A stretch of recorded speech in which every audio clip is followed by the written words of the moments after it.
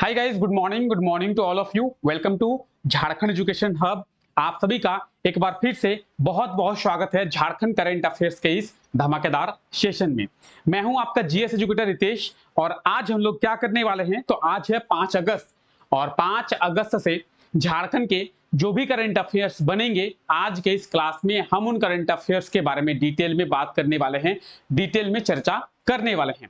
जैसा कि आप लोग सभी जानते हैं, इस क्लास में हम लोग क्या करते हैं, तो इस क्लास में हम लोग झारखंड के डेली करंट अफेयर्स के बारे में देखते हैं और इस क्लास के थ्रू हम लोग ये समझने का प्रयास करते हैं कि हमारे झारखंड में क्या कुछ हो रहा है, हमारे झारखंड में क्या कुछ चल रहा है। तो आइए इस क्लास को शुरू करते हैं और इस क्लास के थ्रू हम लोग समझते हैं कि हमारे झारखंड में प्रेजेंट टाइम पे क्या कुछ हो रहा है।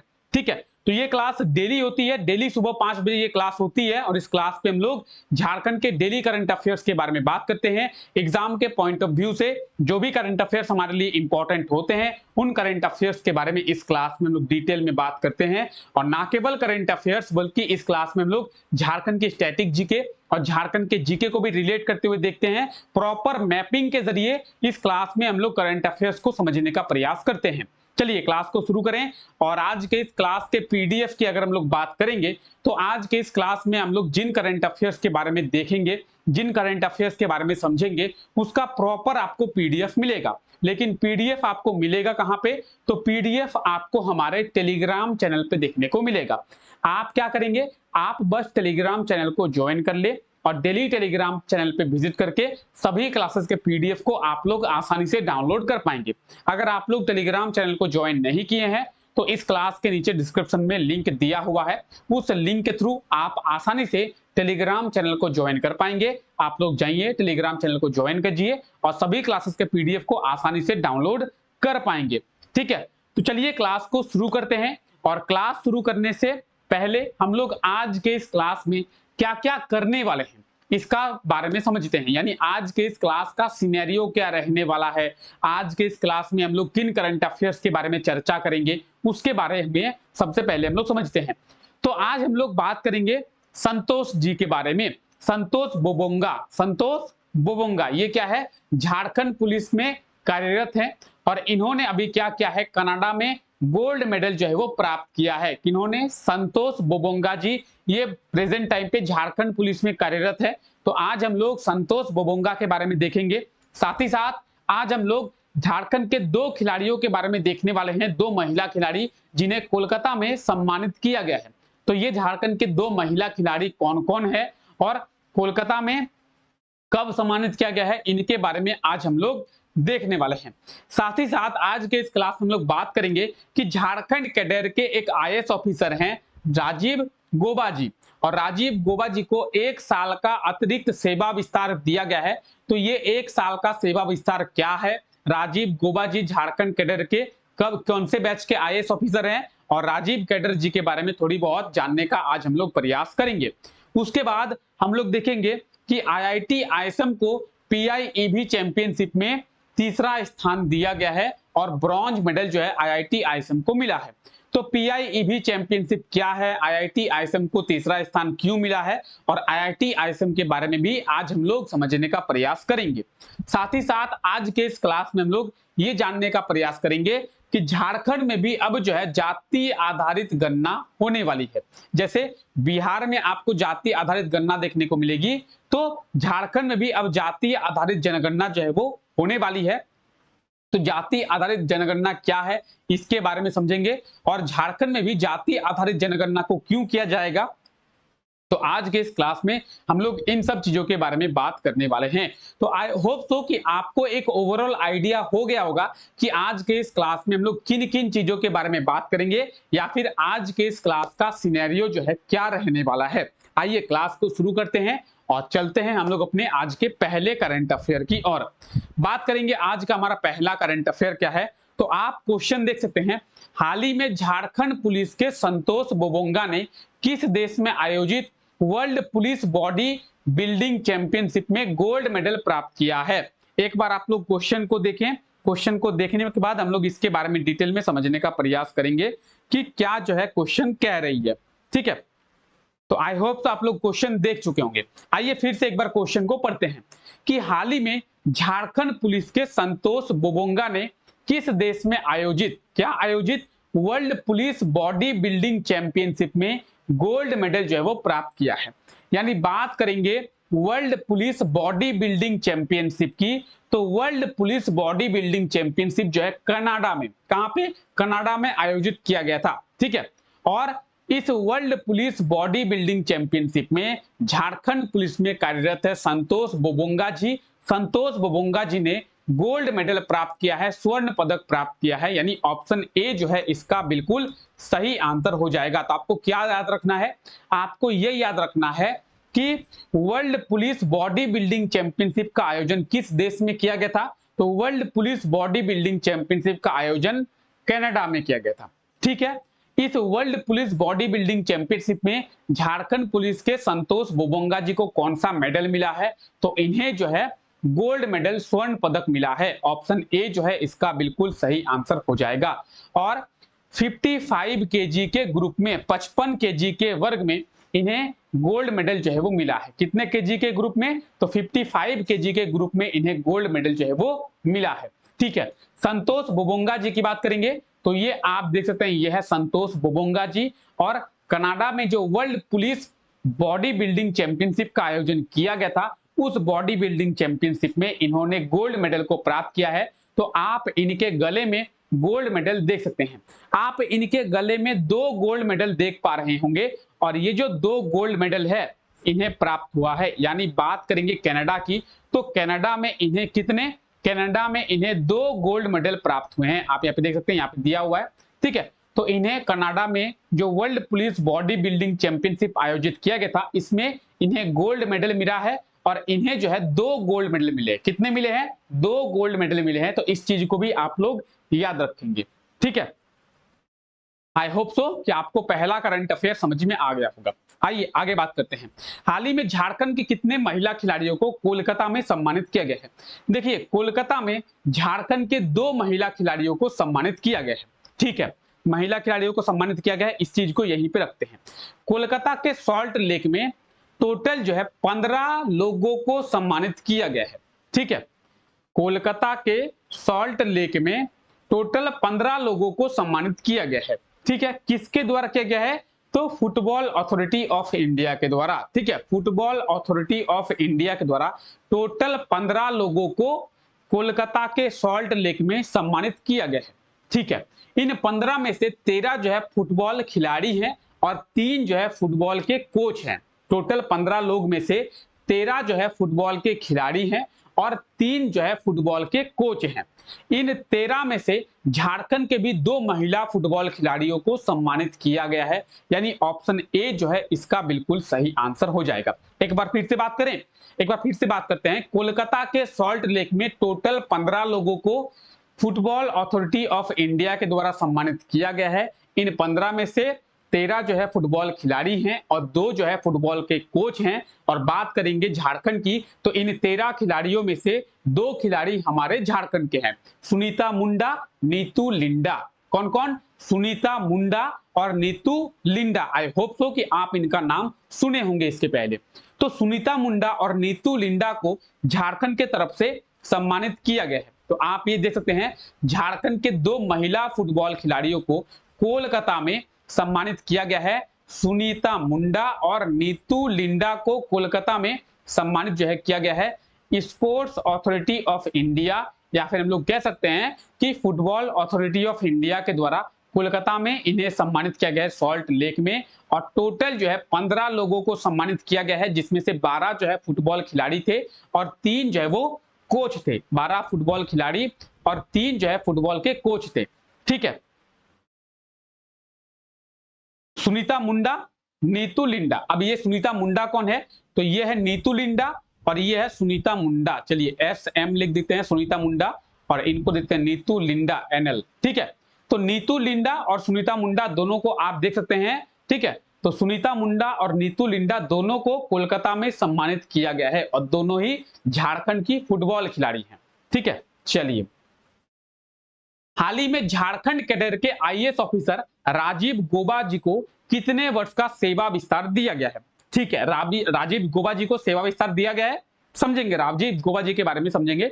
सबसे पहले हम लोग समझते हैं कि सेवा विस्तार क्या होता है। सेवा विस्तार जो दिया गया है, ये सेवा विस्तार आखिर होता क्या है? सेवा विस्तार का मतलब है कि उनके टेन्योर को एक्सटेंड किया गया है। टेन्योर को एक्सटेंड किया है मतलब कि उनका कार्यकाल खत्म हो चुका है, ठीक है? वो अब रिटायर होने वाले थे, लेकिन उन्होंने अच्छा काम किया है, कहीं ना कहीं सरकार उनके काम से खुश है, इसीलिए 1 साल उनके टेन्योर को बढ़ाया गया है। 1 साल उनके कार्यकाल को एक्सटेंड किया गया है, इसे कहते हैं सेवा विस्तार। यानी वो जो है सेवा दे रहे थे और इनका सेवा का कार्यकाल जो है खत्म हो गया था, लेकिन फिर भी इन्हें 1 साल बढ़ा दिया गया है। क्यों? क्योंकि इन्होंने काम जो है अच्छा किया है और भारत सरकार जो है इनके काम को लेकर खुश है। राजीव गोबा जी की बात करेंगे तो ये झारखंड कैडर के आईएएस ऑफिसर हैं। आईएएस फुल फॉर्म क्या है? इंडियन एडमिनिस्ट्रेटिव सर्विस, ठीक है? Indian administrative service. यूपीएससी का एग्जाम आपको क्लियर करना होता है अगर आप आईएएस बनना चाहते हैं तो, ठीक है? तो ये झारखंड कैडर के आईएएस ऑफिसर हैं और इन्हें जो है 1 साल का सेवा विस्तार दिया गया है। ऑप्शन ए जो है इसका बिल्कुल सही आंसर हो जाएगा। तो आपको नाम याद रखना है, राजीव गोबा जी, ठीक है? बात करेंगे आईएएस ऑफिसर की, तो ये जो है 1982 बैच के आईएएस ऑफिसर हैं। 1982 बैच के, ठीक है? तो ये कौन से बैच के आईएएस ऑफिसर है, इस चीज को भी आप लोग याद रखेंगे। 1982 बैच के हैं।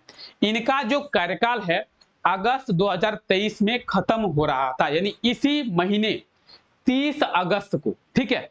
30 अगस्त 2023 में इनका जो टेन्योर है, इनका जो कार्यकाल है वो खत्म हो रहा था, लेकिन 30 अगस्त 2024 तक इनका कार्यकाल बढ़ा दिया गया है भारत सरकार के द्वारा। यानी 1 साल का सेवा विस्तार जो है दिया गया है, इनके टेन्योर को 1 साल एक्सटेंड किया गया है, ठीक है? तो इस चीज को आप लोग याद रखेंगे। राजीव गोबा जी, तो आप ये देख सकते हैं राजीव गोबा जी ये 1982 बैच के झारखंड कैडर के आईएएस ऑफिसर हैं।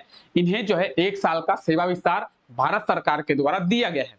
30 अगस्त 2023 को इनका कार्यकाल खत्म हो रहा था, लेकिन अगस्त 2024 तक इनके कार्यकाल को बढ़ा दिया गया है, ठीक है? चलिए, आई होप सो यहां तक आपको क्लियर होगा। हाल ही में बेंगलुरु में आयोजित पीआईईबी 2023 रेसिंग कार चैंपियनशिप में आईआईटी आईएसएम को कौन सा स्थान मिला है? सबसे पहले बात करेंगे बेंगलुरु। तो बेंगलुरु कहां पे है, कौन से राज्य में है? कर्नाटक में है। कर्नाटक की कैपिटल है, जिस तरीके से झारखंड की कैपिटल है रांची, उस तरीके से कर्नाटक जो राज्य है उसकी कैपिटल है बेंगलोर, ठीक है? तो इस बेंगलोर में अभी पीआईईबी रेसिंग कार चैंपियनशिप का आयोजन किया गया था और ये जो रेसिंग कार चैंपियनशिप है ये इलेक्ट्रिक बेस्ड है, यानी इलेक्ट्रिक गाड़ियों की, इलेक्ट्रिक व्हीकल की रेसिंग कार चैंपियनशिप है, ठीक है? इलेक्ट्रिक व्हीकल की कार रेसिंग चैंपियनशिप है। यानी इस कार रेसिंग चैंपियनशिप में आपको जितनी भी कार मिलेंगी वो सभी इलेक्ट्रिक होंगे। ईवी यानी इलेक्ट्रिक व्हीकल। तो पीआईईबी 2023 racing car championship electric vehicle की, इलेक्ट्रिक कार की चैंपियनशिप है। और इसमें अभी क्या हुआ है, इसमें अभी झारखंड का नाम जो है रोशन हो गया है। झारखंड का नाम किस तरीके से रोशन हुआ है? तो आईआईटी आईएसएम के द्वारा 2008 से, चीजों को सुनिए ध्यान से, आईआईटी आईएसएम जो कि झारखंड का एकमात्र आईआईटी कॉलेज है, धनबाद जिले में ये स्थित है, इसके द्वारा 2008 से एक इलेक्ट्रिक व्हीकल रेसिंग कार का निर्माण किया जा रहा था। कब से? 2008 से। 2023 में ये इलेक्ट्रिक व्हीकल यानी इलेक्ट्रिक रेसिंग कार जो है बनकर तैयार हो गया और जब ये बनकर तैयार हो गया तो आईआईटी आईएसएम के द्वारा ये पीआईईबी 2023 के इलेक्ट्रिक कार रेसिंग में पार्टिसिपेट किया गया और आईआईटी आईएसएम के द्वारा इतनी तगड़ा कार बनाया गया है, इतनी अच्छी ही कार को बनाया गया है कि ये कार ने इस चैंपियनशिप में तीसरा स्थान प्राप्त कर लिया है। ब्रॉन्ज मेडल जो है आईआईटी आईएसएम को मिला है। तो ऑप्शन सी इसका बिल्कुल सही आंसर हो जाएगा, थर्ड, यानी तीसरा स्थान जो है आईआईटी आईएसएम को मिल गया है। आईआईटी आईएसएम ने इतना तगड़ा जो है कार बनाया है, वो भी इलेक्ट्रिक व्हीकल, इलेक्ट्रिक कार, जो कि इस रेसिंग चैंपियनशिप में तीसरा स्थान पहली ही बार में प्राप्त कर लिया है, ठीक है? पहली बार में तीसरा स्थान प्राप्त कर लिया है। तो बेंगलोर यानी कर्नाटक में आयोजित किया गया था पीआईईबी रेसिंग चैंपियनशिप, इसमें आईआईटी आईएसएम को तीसरा स्थान मिला है, आईआईटी आईएसएम की कार को, तो आप ये देख सकते हैं PIEB 2023 रेसिंग कार चैंपियनशिप का आयोजन 29 जुलाई को किया गया था और इसका जो रिजल्ट है अभी अनाउंस किया गया है। और इसका जब रिजल्ट अनाउंस किया गया है तो IIT ISM को इस चैंपियनशिप में, इस रेसिंग चैंपियनशिप में तीसरा स्थान मिला है, थर्ड पोजीशन जो है वो मिला है। तो ये आप IIT ISM के टीम को देख सकते हैं, ठीक है। और बात करेंगे IIT ISM की, तो IIT ISM के द्वारा एक इलेक्ट्रिक रेसिंग कार का निर्माण किया गया है। इस इलेक्ट्रिक रेसिंग कार का निर्माण IIT ISM के द्वारा 2008 से किया जा रहा था, 2023 में ये बनकर तैयार है।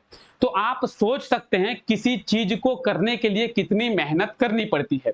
आपको ऐसा लगता होगा कि हम लोग कर रहे हैं, हमसे हो ही नहीं रहा है, हम इतनी तैयारी कर रहे हैं, हमारा जॉब नहीं लग रहा है, हमारी नौकरी नहीं लग रही है, एग्जाम क्वालिफाई नहीं कर पा रहे हैं, एग्जाम में पास नहीं हो पा रहे हैं। तो ऐसा नहीं है कि आप 6 महीने कर लेंगे और आप एग्जाम क्वालिफाई कर देंगे, आपकी नौकरी लग जाएगी। आपको टाइम देना होगा, अपने आप को थोड़ा सा टाइम देना होगा। सोचिए IIT ISM 2008 से लगी हुई है, तब जाके IIT ISM को तीसरा स्थान मिला, पहला स्थान भी नहीं मिला, तीसरा स्थान मिला। और ये काम कब से कर रही है? 2008 से। आज से कर रही है? 2008 से। सोचिए 15 सालों से ये काम कर रही है, तब जाके इसको तीसरा स्थान मिला। और आप सोचते हैं कि 2 महीना 3 महीना पढ़कर आप जो है एग्जाम को क्वालिफाई कर लेंगे या फिर आप जो है सक्सेस को अचीव कर लेंगे, तो ऐसा नहीं है। थोड़ा अपने आप को टाइम दीजिए, ठीक है। IIT ISM के बारे में बात करते हैं। तो IIT ISM जो कि झारखंड का एकमात्र IIT कॉलेज है। झारखंड में 2016 के पहले कोई भी IIT कॉलेज नहीं था। क्या हुआ है सिनेरियो समझते हैं। 1926 में 9 दिसंबर 1926 में IIT ISM की स्थापना किया गया। किनके द्वारा किया गया? लॉर्ड इरविन के द्वारा। आप लोग लॉर्ड इरविन का नाम सुने होंगे, अगर आप जो है हिस्ट्री पढ़े होंगे या फिर पॉलिटी पढ़े होंगे तो आप लॉर्ड इरविन के बारे में समझे जानते होंगे। गांधी इरविन समझौता भी हुआ है, ठीक है। तो लॉर्ड इरविन के द्वारा 9 दिसंबर 1926 में ISM की स्थापना की गई। ISM की, इंडियन स्कूल ऑफ माइंस की स्थापना की गई। बाद में ये ISM चला ISM चलते चलते लोगों को कहीं ना कहीं ऐसा लगने लगा कि इसे जो है IIT का दर्जा दिया जाए। तो लगातार जो है मांग की जाती रही कि इसे IIT का दर्जा दिया जाए। फाइनली भारत सरकार के द्वारा 2016 में इसे IIT का दर्जा दिया गया और झारखंड को अपना पहला IIT कॉलेज मिला 2016 में। तो अगर आपसे क्वेश्चन पूछा जाए कि झारखंड को पहला IIT कॉलेज कब मिला है? 2016 में। 2016 के पहले झारखंड में कोई भी IIT कॉलेज नहीं था। 2016 में इसी ISM को IIT का दर्जा दिया गया और ये ISM जो है IIT ISM के नाम से जाना जाने लगा, ठीक है। तो IIT ISM को 2016 में दर्जा दिया गया है IIT का। 9 दिसंबर 1926 में IIT ISM की स्थापना किया गया है। प्रेजेंट टाइम पे ये धनबाद जिले में स्थित है और ये एकमात्र कॉलेज है झारखंड का, ठीक है। चलिए, हाल ही में किस राज्य सरकार के द्वारा विधानसभा में जनजातीय गणना विधेयक को पेश किया गया है, या फिर हम लोग कह सकते हैं कि जाति आधारित जनगणना के विधेयक को पेश किया गया है? तो आपको पता होगा झारखंड में मॉनसून सत्र जो है वो चल रहा है, मॉनसून सेशन चल रहा है, इसके बारे में आपको बताया गया था। और मॉनसून सत्र की बात करेंगे, मॉनसून सेशन की बात करेंगे तो 28 जुलाई से ये मॉनसून सेशन जो है झारखंड में शुरू हुआ है, झारखंड विधानसभा में। इस मॉनसून सेशन में एक विधेयक जो है वो पेश हुआ है, ठीक है। देखिए 2 विधेयक पेश हुआ है, फिलहाल अभी हम लोग इसी विधेयक के बारे में जानेंगे। और एक विधेयक जो है बहुत ही इंपॉर्टेंट है आप लोगों के लिए, उसके लिए अलग से वीडियो लाया जाएगा। कौन सा विधेयक? तो झारखंड प्रतियोगी परीक्षा विधेयक एक लाया गया है, ठीक है। बहुत ही इंपॉर्टेंट विधेयक है, लाया गया है, पास भी हो गया है, झारखंड विधानसभा में से पास हो गया है, ठीक है। तो जानेंगे उसके बारे में। फिलहाल एक विधेयक जो है झारखंड विधानसभा में लाया गया है। कौन सा विधेयक? तो जनजातीय आधारित जनगणना, जनजातीय आधारित जनगणना या फिर जातीय आधारित जनगणना विधेयक। और इस विधेयक में क्या कुछ खास कहा गया है? तो इस विधेयक में यह कहा गया है कि झारखंड में जाति आधारित जनगणना को किया जाए। ऑप्शन सी इसका बिल्कुल सही आंसर हो जाएगा। झारखंड विधानसभा में इस विधेयक को पेश किया गया है। अब जाति आधारित जनगणना क्या होता है? तो झारखंड में कौन कौन सी जाति निवास कर रही है, झारखंड में कितने प्रकार की जाति है, झारखंड में जो जाति निवास कर रही है, जो जनजाति निवास कर रही है, उन जनजातियों में कौन सी जनजाति सबसे ज्यादा पढ़े लिखे हैं, कौन से जनजाति के लोग अमीर है, कौन से जनजाति के लोग गरीब है। तो जनजातियों के बारे में या फिर एक तरीके से कह सकते हैं कि जाति के बारे में पता करने के लिए ही ये जाति आधारित जनगणना होती है। जाति आधारित जनगणना का मतलब है कि एक एक जाति के बारे में जनगणना किया जाएगा कि कौन सी जाति जो है कैसे पोजीशन पर है अभी, कौन सी जाति कैसे पोजीशन पर अभी है। तो जातीय आधारित जनगणना आपको बिहार में देखने को मिलेगी, लेकिन अब जो है जल्द ही झारखंड में भी जातीय आधारित जनगणना को शुरू किया जाएगा। ठीक है, तो जातीय आधारित जनगणना अब झारखंड में भी आपको देखने को मिल सकता है। ठीक है, चलिए, तो कैसा लगा आपको क्लास? आज के इस क्लास में झारखंड के करंट अफेयर्स को बहुत ही आसानी से हम लोग समझने का प्रयास किए हैं। ठीक है, आई होप सो कि आपको ये क्लास अच्छा लगा होगा और आपको इस क्लास में बहुत ही अच्छे से सभी चीजों को समझ में आ गया होगा। अब चलिए, कल का जो क्लास हुआ था, कल के क्लास में जो क्वेश्चन आपसे पूछा गया था उसके बारे में डिस्कस करते हैं। तो कल के क्लास में आपसे क्वेश्चन पूछा गया था, हाल ही में राज्य के किस जिले के शैलेंद्र पाठक जो है भारतीय साइकिलिंग दल के प्रमुख बने हैं? अगर शैलेंद्र पाठक की बात करेंगे तो शैलेंद्र पाठक झारखंड के गढ़वा जिले के हैं और ये जो है हाल ही में क्या हुए हैं, तो भारतीय साइकिलिंग दल के प्रमुख बन गए हैं। तो शैलेंद्र पाठक कहां के रहने वाले हैं? झारखंड के गढ़वा जिले के रहने वाले हैं और इनके बारे में आपको डिटेल में बताया जा चुका है। ठीक है, और आप लोगों ने इसका बिल्कुल सही आंसर कमेंट करके बताया था। ठीक है, तो सभी लोगों को बहुत बहुत धन्यवाद इसका सही आंसर कमेंट करने के लिए। और बात करेंगे आज के लिए आपका क्वेश्चन क्या है, तो आज के लिए आपका क्वेश्चन है, हाल ही में झारखंड के किस शहर के निवासी समीर पांडे ऑस्ट्रेलिया में लॉर्ड मेयर बने हैं? तो समीर पांडे कहां पे लॉर्ड मेयर बने हैं? ऑस्ट्रेलिया में लॉर्ड मेयर बने हैं और ये झारखंड के किस जिले के निवासी थे, यानी इनका जन्म जो है झारखंड के कौन से शहर में हुआ था या फिर कौन से जिले में हुआ था? तो एक बार आप लोग कमेंट करके सही आंसर बता देंगे कि इस क्वेश्चन का सही आंसर क्या होगा। समीर पांडे का जन्म झारखंड के किस शहर में हुआ है और समीर पांडे जो है ऑस्ट्रेलिया में लॉर्ड मेयर बन गए हैं। ठीक है, तो चलिए फिलहाल अभी तक के लिए हम लोग इतना ही रखते हैं। आई होप सो कि आप लोगों को आज का ये क्लास अच्छा लगा होगा। अगर आप लोगों को ये क्लास अच्छा लगा है तो क्लास को लाइक करना ना भूले और चैनल पे अगर नए हैं तो चैनल को सब्सक्राइब जरूर करें। और आप लोगों का बहुत बहुत स्वागत है हमारे इस फैमिली में। हमारी फैमिली जो है अब 19,000 की होने वाली है, तो आप लोगों का बहुत बहुत स्वागत है। चलिए मिलते हैं आप लोगों से कल सुबह 5 बजे इसी क्लास में झारखंड के कुछ नए करंट अफेयर्स के साथ और झारखंड के बारे में थोड़ा और समझने का प्रयास करेंगे। तब तक के लिए आप लोगों का बहुत बहुत शुक्रिया। Take care, bye bye.